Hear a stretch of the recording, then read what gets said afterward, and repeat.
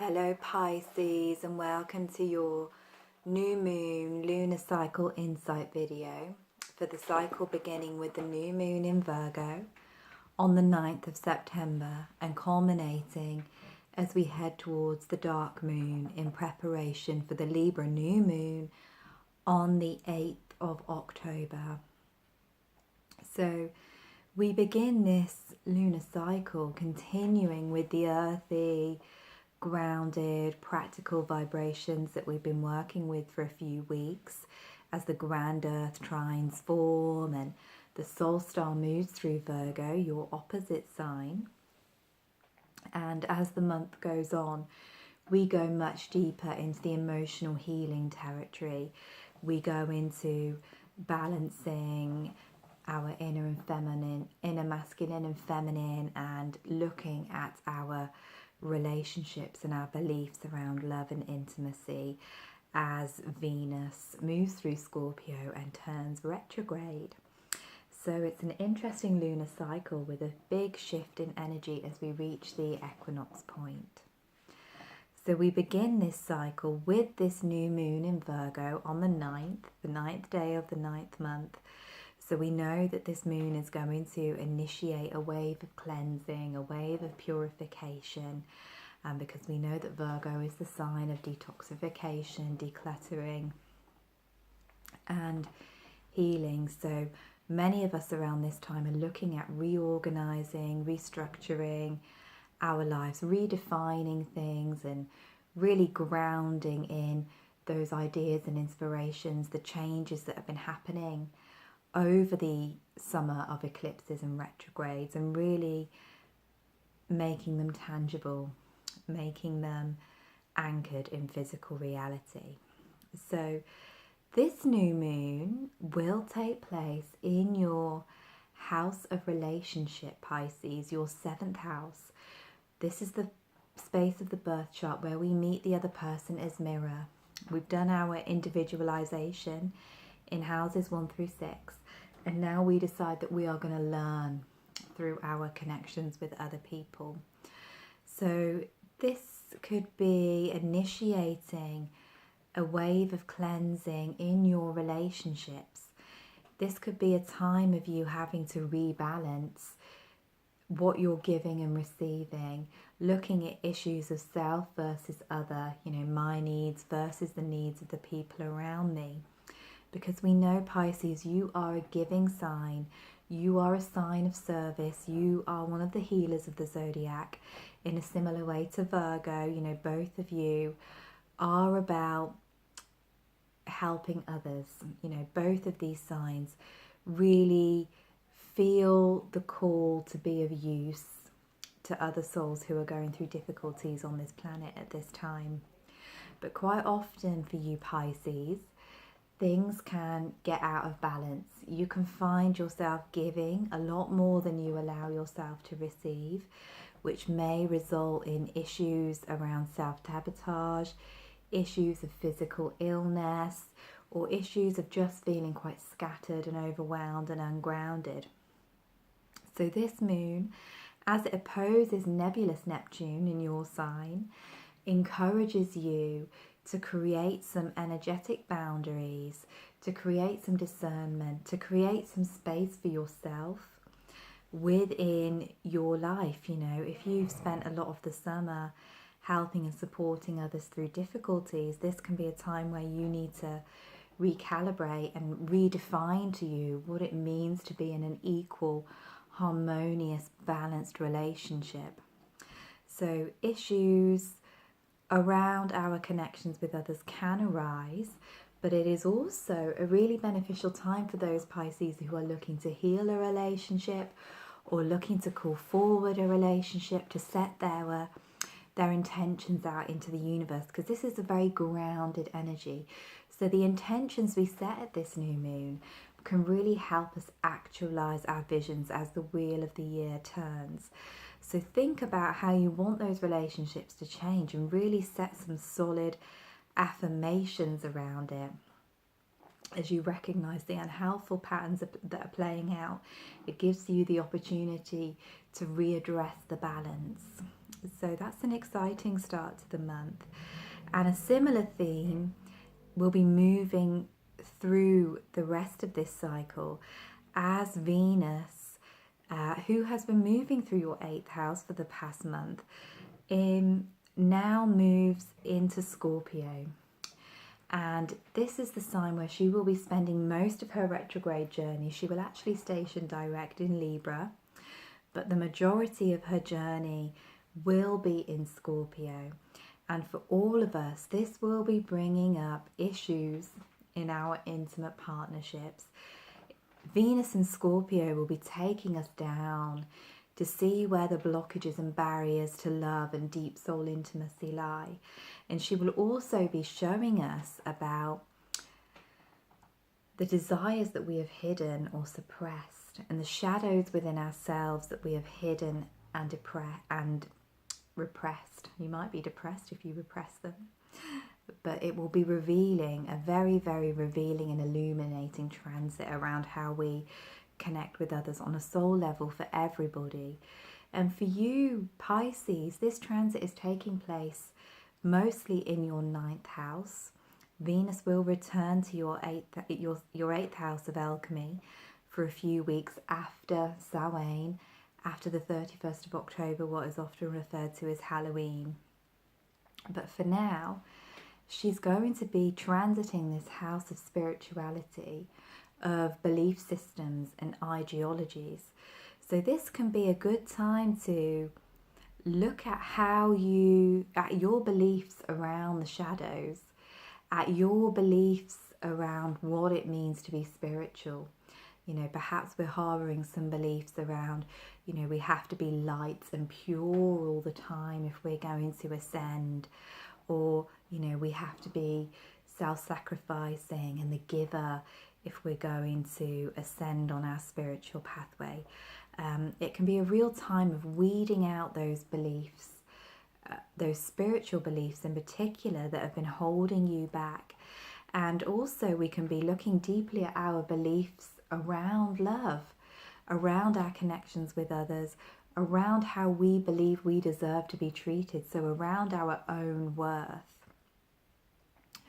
So it can be a powerful time of healing. And as Venus goes back into Libra next month, which we'll talk about in the next video, she will be in your 8th house where she is most at home. And that's when you can do the real deep soul diving around how you feel about those scorpionic themes of sexuality, the taboo, the occult, power, death and rebirth. So it's a very interesting period, and Venus will be making 3 oppositions to Uranus as she undertakes this journey in your 3rd house of communication, of the throat chakra. So there could be a need here for you to really vocalize how you're feeling, to really vocalize these desires or these old hurts or old patterns that might be serving. You know, speaking them out can be really healing, you know, if you allow yourself to be witnessed and heard, Pisces. But we have to be careful that they're not coming out in a eruption, you know, because Uranus can be quite an unpredictable and volcanic, catalytic kind of energy, especially when combined with the scorpionic frequencies. So this can be a time where we might have to be careful about how we're expressing ourselves.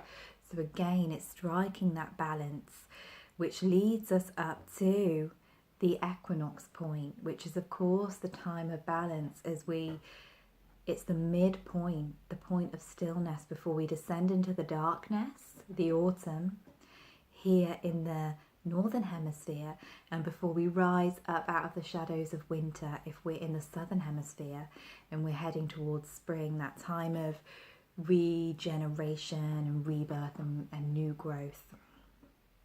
So for you, Pisces, as the Sol Star and Mercury cross over into Libra, they cross the equinox threshold, they leave your 7th house of partnership, of harmony, of equality, and they come into the Scorpio, the 8th house ruled over by Scorpio, where Venus will be completing her retrograde journey in a few weeks' time. So for you, you will find that power of alchemy through intimacy really enhanced. This is a really good time to look at how you are sharing your energetic resources and your intimate energy with other people. As just after this energy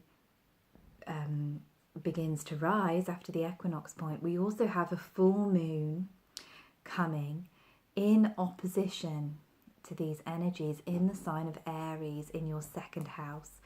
So we have this harvest moon which amplifies the Libra Aries axis, the axis of self versus other, relationship versus freedom, commitment versus independence.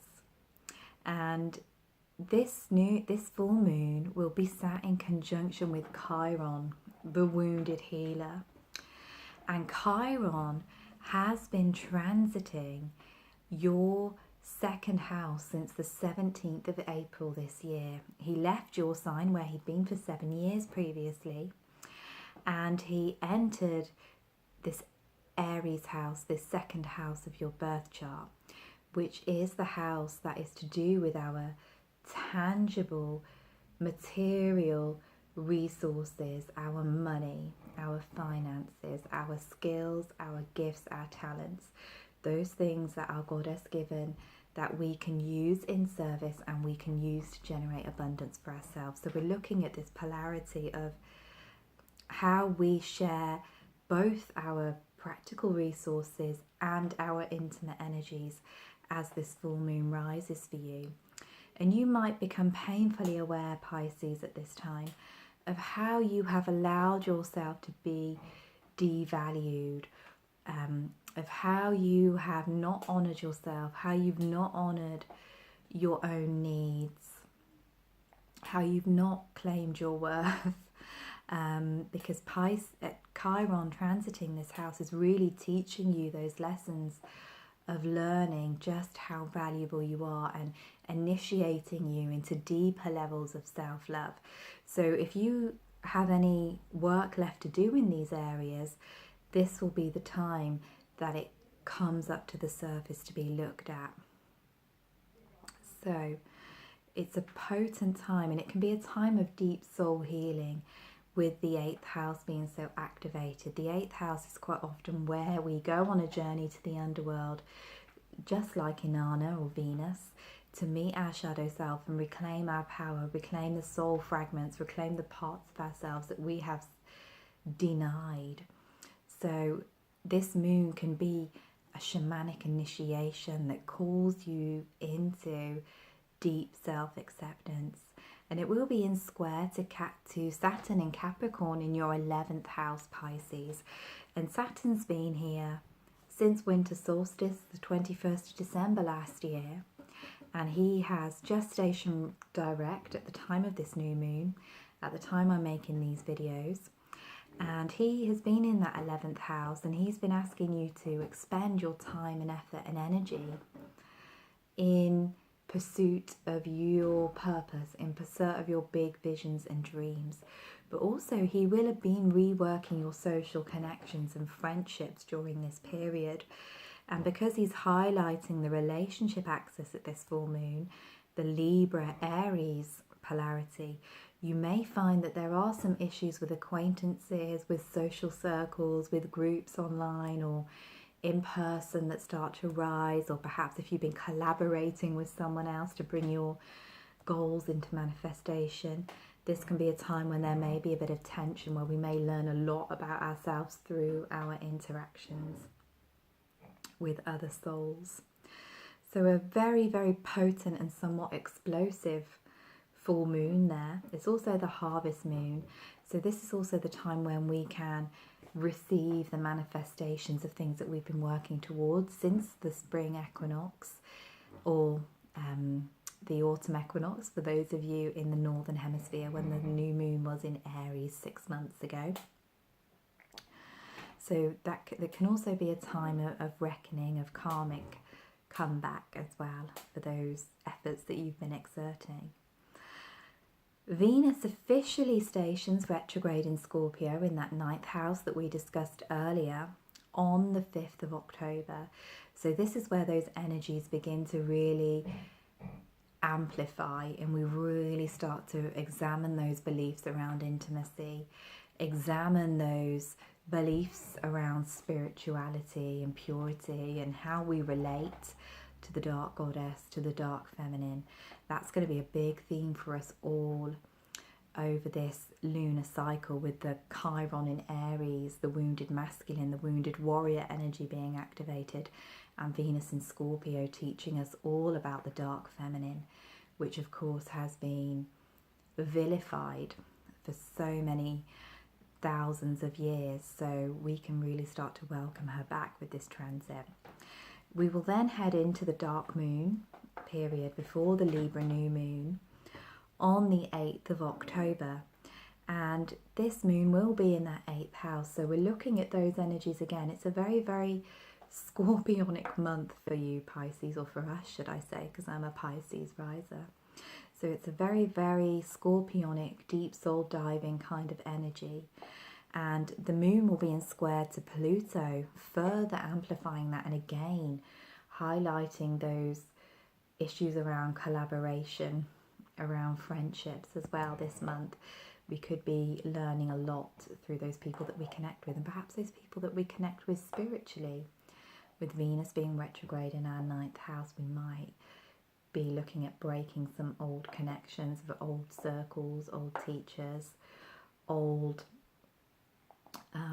ways of working and expressing ourselves in the spiritual community as well, and online, because the 11th house rules our online presence as well. So there's a lot to be thinking about, a lot to be working with for all of us. And I'm going to pick you a goddess guidance, a goddess oracle card as well, Pisces. And Amy Sophia Maharashinki is the author, the creatrix of these cards. And they are called the Goddess Oracles. A beautiful picture of Sulis, the goddess of the hot springs, on the front of these cards. Very appropriate for you, your watery energies. And of course, those of you who have your sun within the first 10 degrees of the sign of Pisces will be receiving a trine from Venus, smoothing the transition along a little bit. And we also have Mars re-entering your 12th house as he covers the ground, recovers the ground that he covered during his retrograde period in the summer. He enters your 12th house again on the 10th of September, and he'll be challenging Venus.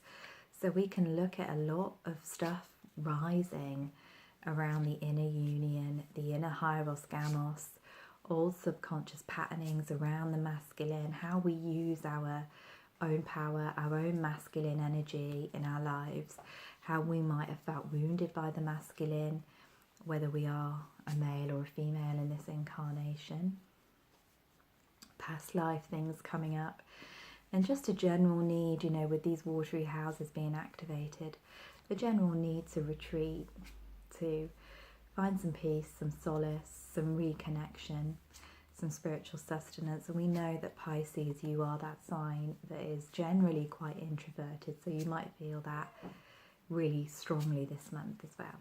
So let's pick you a card.